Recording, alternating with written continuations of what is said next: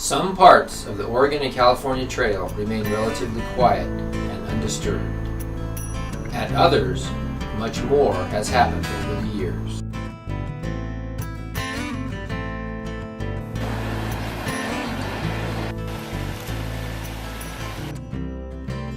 Sheeprock, also known as Soda Point, towers 1,200 feet above the waters of the Bear River. It was a landmark to immigrants on the Oregon and California Trail, but there was a lot going on both before and after the immigrants passed through this area. The Bear River starts its course in the Uinta Mountains of eastern Utah, but at Sheeprock it makes a sudden U-turn and heads south to the Great Salt Lake. Why the complete change in direction?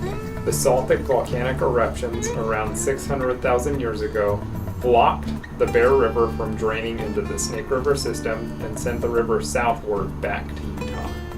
Archaeological sites in the area show us that Native Americans traveled and camped in this region long before the immigrants ever got here. Trappers and mountain men in the early 1830s told about a sizable flock of bighorn mountain sheep that occupied Sheeprock's forested rocky ridge throughout the year.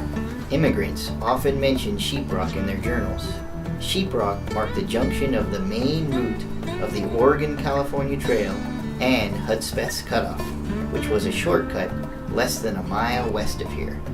The Union Pacific Oregon Shortline Railroad was completed in this area around 1882, and the trains there still are chugging down these tracks. The Utah Power and Light Company built the Soda Dam in 1923. This dam is 105 feet high and forms the Alexander Reservoir. The three-story powerhouse was completed 1 year later in 1924 and has two generating units capable of producing 14,000 kilowatts of power. Looks like no one's used this road in a while. In 1926, U.S. Highway 30 was constructed and followed portions of the Oregon and the California Trail. This highway was realigned several times, but in 1948, it became the route still traveled by cars and trucks today.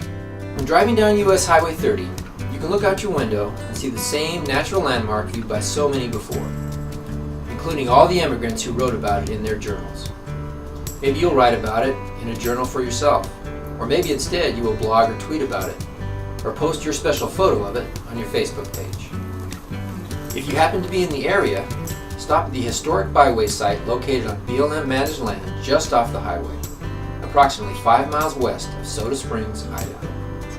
Here you can read the interpretive signs and also get an up-close look at Sheeprock and the Bear River.